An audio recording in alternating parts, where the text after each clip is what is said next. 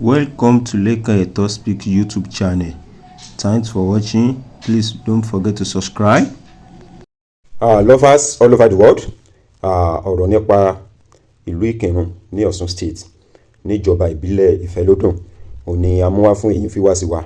Ẹ jọ̀ọ́ ẹ bá wa farabalẹ̀ kẹ́ wo fídíò yìí. Ọ̀rọ̀ tó ní agbára gidi ni. Bí 5 years ago ni a rí pé ọba tí ó jẹ́ ọba Akínrun ni wọ́n wàjà eléyìí tí ń ṣe ọba Rauf Adédèjì.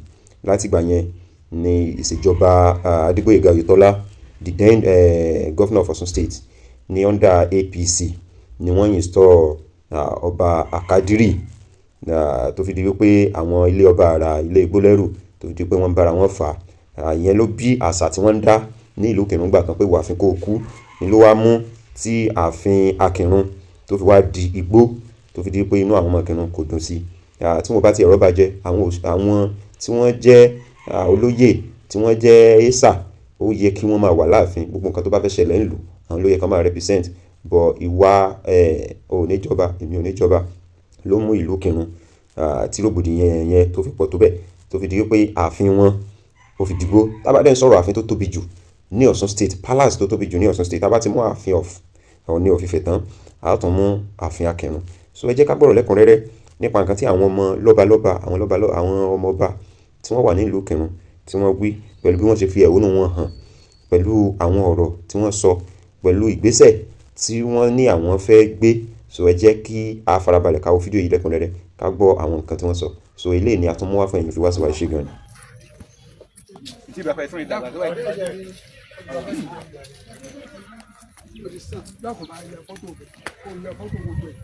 La ilaha illallah Muhammad Rasulullah. La ilaha illallah Muhammad Rasulullah. Àní dọ́nà sẹ́ ní last month yẹn tí mo délẹ̀ mo ní ìyẹn ní kíní owó sí i dáhùn. Tí o tiẹ̀ débi ẹ̀rọ ìgbà wá ṣe ìpàdé community ìpàdé security tí ẹ wà ní tí àjọjọ pàdé níbí ní tí ẹ̀yin náà wà ní. Ẹ̀rọ èmi ò.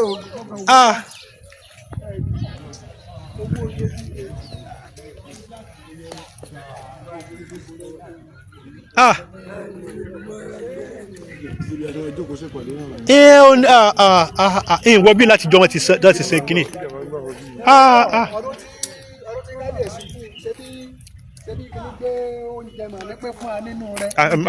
Ọdún kìíní ọdún kejì kó tó di pé wàhálà broke out.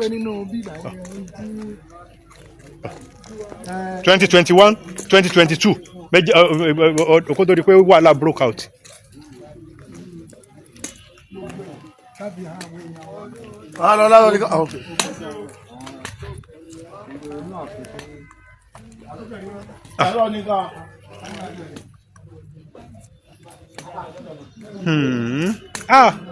Akinrun Palace, la ilaha illallah Muhammad Rasulullah.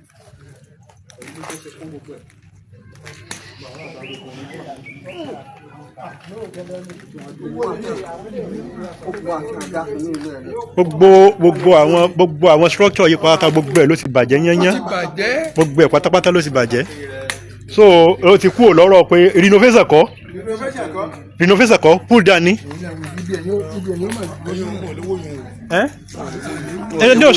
Gbogbo ibi tó bá ńgbà tí engineer tó bá ọdún karùn-ún ni gbogbo àwọn igi yìí báyìí ní ìṣẹ́ báyìí sìn ó ti wọ abẹ́ foundation yẹn, gbogbo àwọn igi yẹn ó ti wọ abẹ́ foundation yẹn. Ẹ bá nínú gbígbẹ́ wá ní sí àwọn igi yẹn ti wù.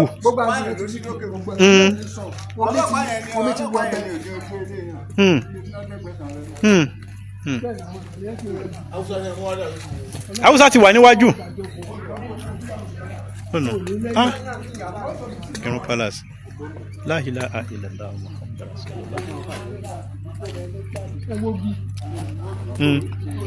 So ní ìsinmi àìsí gbogbo àwọn igi yẹn padà ló ti wọ abẹ́ ẹbí ó ní gbogbo àwọn gànáà yẹn ló ní kíní ti igi ti fọ́ gbogbo àwọn kíní structure yẹn.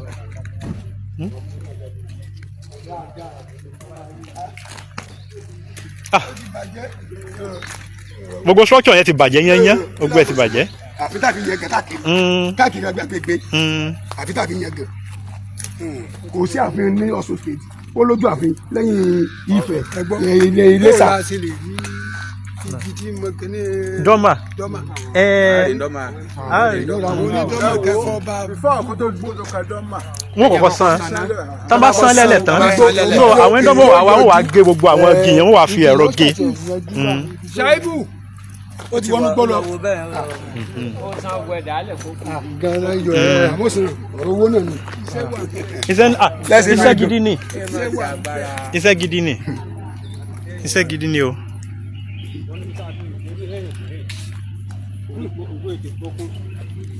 ó ti kúrò ní kékeré ó ti di ẹ̀gàn ó ti di ẹ̀gàn ó ti di ẹ̀gàn ó ti di ẹ̀gàn ó ti di ẹ̀gàn ó ti di ẹ̀gàn ó la hawla wala quwwata illa billah àbí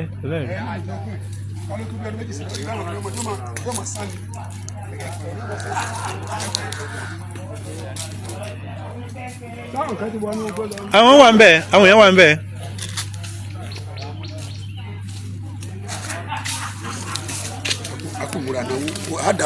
owó bó ṣe wà yìí kì í sọ owó kékeré bó ṣe wà yìí. kì í sọ tó bá mọ bẹ́ẹ̀ ni ẹ máa rọra bàbá ẹ bá sì jókòó kẹ àbí kẹ dúró pẹ̀lú ọdẹ ẹ máa rọra bàbá ẹ máa rọra bẹ́ẹ̀ ni ẹ máa rọra sà bẹ́ẹ̀ ni bàbá tó ogun bàbá náà wà ń bí o ó ti kún o ó ti di ẹ̀gàn ńlá Ọlọ́run dákun kó ṣàánú wa owó ńlá ni o. gbogbo àwọn ọmọ wa wọn tẹ náà lówó lọ́wọ́ gbogbo wọn là á pé o. iná ó ti dọ̀ràn yan ó ti dọ̀ràn yan dandan ni ó ti dọ̀ràn yan. láti wákàtí lọ kálukú tètè mọ ọkùnrin àti bá wà ní ìyá ni ó ti dọ̀ràn yan ó ti dọ̀ràn yan. mo fi ti òkè àmàlẹ́ ọlọ́. ẹ má wọrí bàbá gbogbo àwọn ilé kan sùn kó lè mi gbó èyí pé ilé kan sùn. kò sí ní tó jọrú yẹn mọ́ kò sí ní tó jọ ọ̀rọ̀ wọlé kó kú mọ́ kò sí ní tó jọrú ẹ̀. lovers all over the world ọ̀rọ̀ náà ni ẹ ti gbọ́ tí àwọn tí wọ́n jẹ́ ọlọ́mọba ní ìlú Ìkìrun ní ìjọba ìbílẹ̀ Ìfẹ́lódùn tí wọ́n wí awuyewuye wáyé lọ́tún lọ́sì nípa white paper kò sí white paper a fẹ́ gbé ìwádìí jáde ẹni tó yẹ kó jọba ni ẹni tó yẹ kó jọba ni wọ́n gbéra wọn lọ court ìyẹn wọ́n sọ wípé kò yẹ kó affect palace kò yẹ kí palace kó wá di igbó because bàbá Akinrun àná wọ́n ṣiṣẹ́ sílẹ̀ wọ́n ti gbìyànjú wọ́n gbógo Ìkìrun ga wọ́n jẹ́ kí orúkọ Ìkìrun kó tàn káyé kí wá ṣe rúùlù bẹ́ẹ̀ ló wáyé kí ààfin wọn kó wá di igbó débi pé wọ́n á máa pa ọ̀kẹ́rẹ́ wọ́n máa pa etu nínú palace wọn so ẹ jẹ́ ká gbọ́dọ̀ lẹ́kùnrẹ́rẹ́ lẹ́nu gbogbo àwọn tí wọ́n tún jẹ́ viewers lọ́dà comment section kí ni opinion tẹ̀yin kí ni ìwòye yín ẹ̀yin tẹ́ jẹ́ ọmọ Ìkìrun tẹ́ bá come across video kí ni point of view tiyín lórí àwọn nǹkan tó ń ṣẹlẹ̀ yìí so I really appreciate supporting you so far ẹ bá wa like ẹ bá wa comment ẹ bá wa share so we love you all thanks for watching.